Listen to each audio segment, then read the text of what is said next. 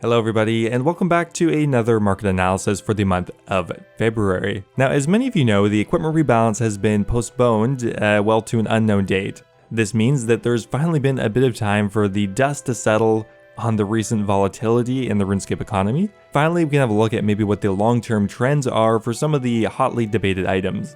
So while recently there haven't been too many crazy price crashes or increases, but a lot of these items that have been affected by the equipment rebalance are trending very quickly in different directions. And as always, I'll be looking at anything else interesting in the RuneScape economy this month. Anyway guys, let's get started. Okay, so let's start off by looking at some of the more controversial changes from the equipment rebalance proposal. Now by far, one of the most controversial changes was to the Din's Bulwark. Now pre-nerf or pre-change, the Din's Bulwark is hovering around 4 or 5 mil, but pretty much right after the equipment rebalance was proposed, it dropped down to 3 mil almost immediately. Sure, there definitely was some volatility with some ups and downs, but pretty much since February, the Din's Bulwark has continued to crash in price and currently is sitting at a price of around 3 or 3.5 mil. For pretty much all of February, the Din's Bulwark has continued to trend downwards even without any new information really.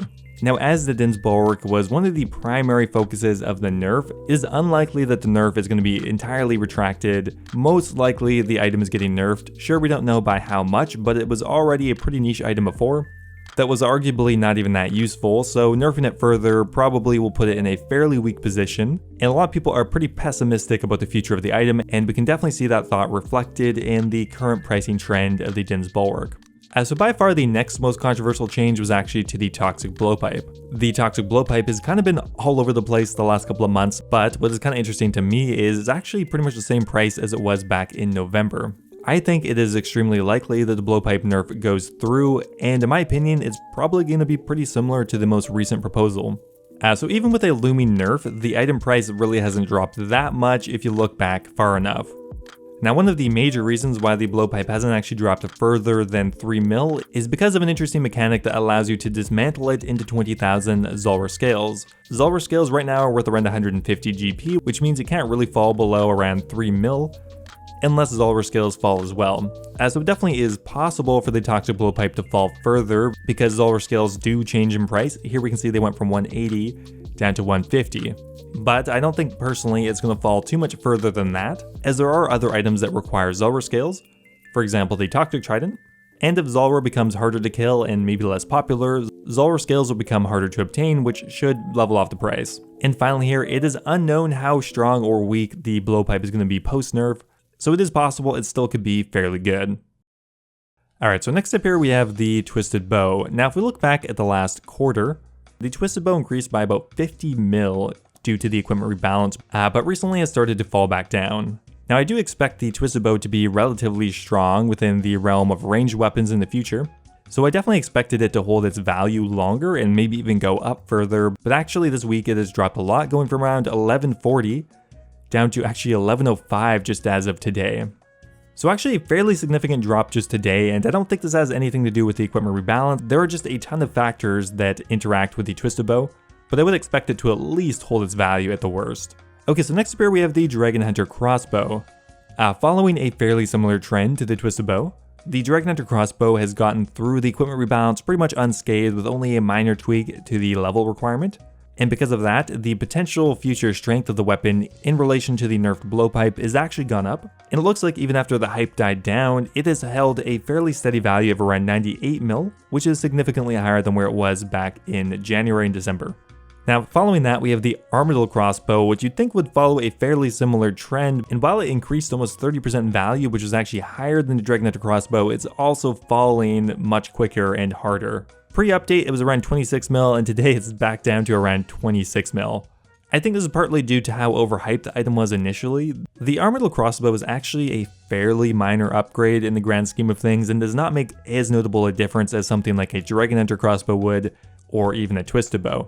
And realistically, a lot of the things that you would kill with a crossbow, you'd probably use one of the other two weapons already. So the demand for the item actually isn't that high, and because of that, it has fallen pretty much right back down to where it was before. Alright, so next up here we actually have a few items that were theoretically getting buffed, and most likely still will be.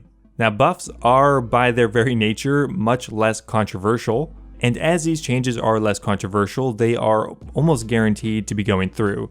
We don't know when, but most likely they will be one of the first round of changes, as they don't really require too much more community feedback. For example, here we have the Blessed Dragonhide set. Now the Blessed Dragonhide set is actually not getting buffed exactly, but in relation to another item, it is becoming much stronger. Now one of the core principles of the equipment rebalance is fundamental changes to Black D'hide. Black D'hide is almost certainly getting nerfed, but Blessed D'hide is not getting changed, which means it has become a lot stronger in relation to other ranged armors, which means in the wake of the equipment rebalance, it has become a lot more expensive to own Blessed D'hide. The Saradomin Dragonhide set actually nearly doubled in price in just a couple of weeks, and even today does hold a higher value. I'm actually surprised the Saradomin Dragonhide set has not gone up more. Blessed Dragonhide is only obtainable from clue scrolls, which means there's no easy way to get it. That said, that still is up around 50%, which is fairly significant. Now actually, one of the biggest price increases by percentage is to the Dragonbone necklace. Now this thing has been absolutely worthless for years now, and because of that, Jagex decided they wanted to make some changes to it, with some fairly significant buffs. So pretty much overnight it went up over 5 times in value, but as the hype has died down, so has the price. Peaking immediately after the equipment rebalance proposal, the item has started to decrease in price pretty much every day.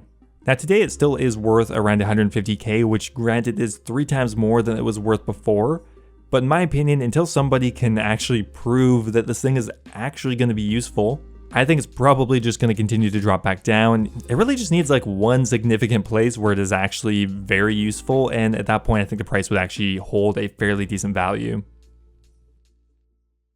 Now the final equipment rebalance item I want to have a look at is the Dragon Warhammer. Now the price of the Dragon Warhammer actually went up way more than I thought it would, actually up to around 47 mil. By making it available to strength peers, it made it a much more widely available item for multiple different account types. Also, the change was fairly uncontroversial, which means it will probably be included in one of the first round of equipment rebalancing changes. Now with all of that said, today the Dragon Warhammer is worth fairly close to where it was before. And really to understand that, I think we have to look back further. Pretty much ever since May of last year, the Dragon Warhammer has continued to drop in price. And while there was a temporary increase from the equipment rebalance, overall the trend has been downwards for a long time due to a lot more impactful factors than the equipment rebalance, such as just a lack of PVM demand, as there hasn't been any new PVM content in over a year now. And normally in meta, PVM items are very strongly affected by just content releases, probably more so than a minor tweak in this equipment rebalance. Okay, so finally here, we're going to talk about a few different items that aren't related to the equipment rebalance, but are really interesting and have seen extreme price changes just over the last week or two. The first one here that a lot of people have been talking about is the Pharaoh's Scepter. Now the Pharaoh's Scepter has been a point of discussion for a while now, largely due to its rapidly decreasing price this year, going from 8 mil back in March of last year, plummeting down to close to 1.5 mil at the lowest. Now with that said, all of a sudden we have a huge price reversal and has gone from around 1.5 mil now up to 3.2 mil, which is pretty crazy. Now, why all of a sudden did the Pharaoh's Scepter totally do a U-turn on its pricing trend? Well, that is because during one of the Q&As, the Jagex content creation team heavily hinted that they are looking at adding requirements to Pyramid Plunder and making it much harder for bots to farm out scepters. Now, of course, if fairly solid, heavy requirements are put in place and bots can't circumnavigate that quickly, yes, the Pharaoh's Scepter will continue to increase in value. If the requirements are annoying enough, maybe they will go elsewhere, and the Pharaoh's Scepter, well, the price could continue to trend upwards for a long time. However, based on historical changes that have been kind of like this, it will probably make a short-term difference, but long-term, it might not make much of a difference. I really wish we could find a way to limit botting, but I am definitely a bit pessimistic. That said, Pharaoh's Scepters for 1.5 mil were ridiculously cheap, so I think they are probably going to increase for a while. Okay, the next item we have here is the Dragon Harpoon, going from 1 mil back at the beginning of February, now almost tripling in price. And the reason for this is the new fishing content that is going to be coming out probably in the next month called Temporos. Temporos is a fishing skilling boss which will take advantage of the Dragon Harpoon. Now because of that, the demand for the item has gone up a lot in preparation for the new content. Now the only holdup here is the Temporos boss I think does actually drop the Dragon Harpoon, which means it is possible there could be a sharp fall off afterwards. It really will depend on how common they are. Right now, Dragon Harpoons are dropped from worms at a rate of 1 out of 10,000 or 1 out of 2,000 if you are on a Slayer task, so they are very uncommon from a not very popular Slayer monster, which means if the demand for the Dragon Harpoon is higher just because of Temporos than the actual rate that the fishing boss will drop the Harpoon, then yeah, I think this item could actually go up in value a lot, as the only other source for it is very hard to come by. That said, this of course could just be a lot of hype surrounding the update. Maybe the content isn't even that popular and the price crashes right back down. I think personally it could kind of go either way at this point. Okay, and the final other standalone item I want to talk about here is the Elysian Spirit Shield. Now this thing is crazy. For the first time in recent memory, the Elysian Spirit Shield has actually surpassed the Twisted Bow in value. Now this is a bit of an anomaly for me. It's hard to say why it's actually been increasing so much lately. There are quite a few different reasons that we'll go over quickly. Now the biggest factor I was initially thinking of is the fact that a lot of people use this for the Inferno, and as a ton of high level players are trying to get their Infernal caves before the equipment rebalance went through, I thought that was causing the Elysian to go up in price. However, over the last month it has just kind of continued to go upwards. Even though the equipment rebalance has been postponed, and if we look at any of the other items, usually they drop back down to close to where they were before.